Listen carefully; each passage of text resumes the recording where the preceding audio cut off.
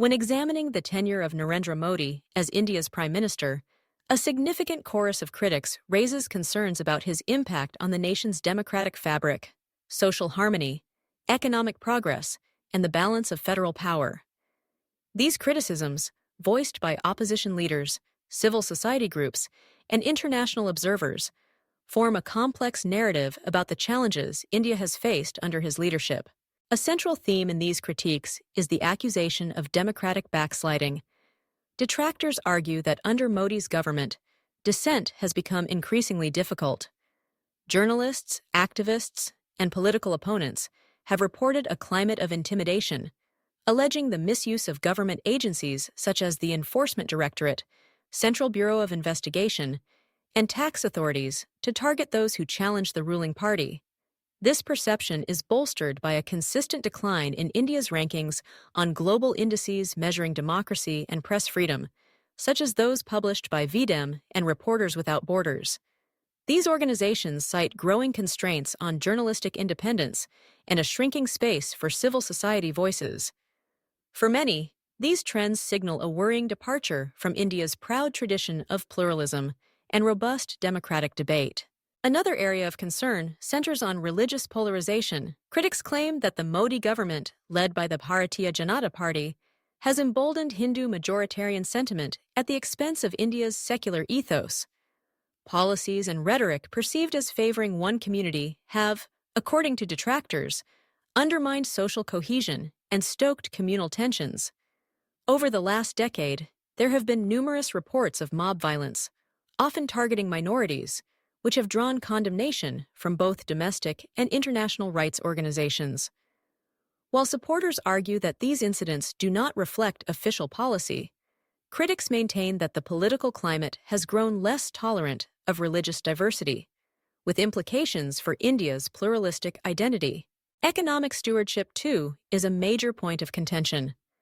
Although India's GDP has grown during Modi's years in office, many analysts and opposition leaders argue that this growth has not translated into widespread economic opportunity, especially for the country's youth.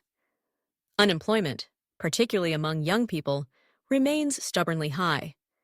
Critics point to the 2016 demonetization initiative, which abruptly invalidated most of India's currency, as a policy misstep that disrupted the informal sector, hurt small businesses, and caused widespread hardship.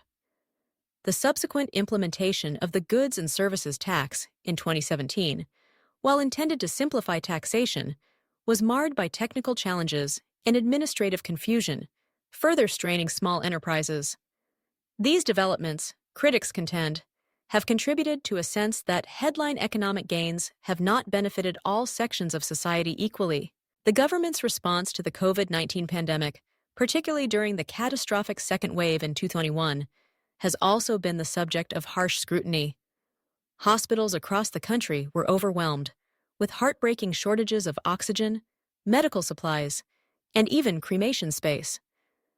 Many observers argue that the crisis was exacerbated by inadequate preparation, a premature declaration of victory over the virus, and insufficient investment in public health infrastructure.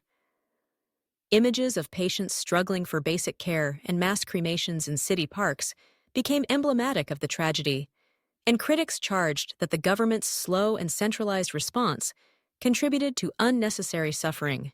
Finally, questions have been raised about the erosion of federalism under Modi's leadership. India's constitution envisions a balance of power between the central government and its states, but critics say there has been a marked centralization of authority in the Prime Minister's office. Decisions on key issues, ranging from fiscal policy to pandemic management, have increasingly been made in New Delhi, sometimes sidelining state governments. This shift, detractors assert, undermines the spirit of cooperative federalism and can leave regional voices unheard when devising policies that impact diverse populations. In summary, those critical of Narendra Modi's record argue that his government's approach has come at a cost to India's democratic institutions, secular character, economic inclusiveness, and federal balance. They warn that the suppression of dissent, religious polarization, economic challenges, mismanagement during crises, and the centralization of power all pose risks to the country's long-term stability and social fabric.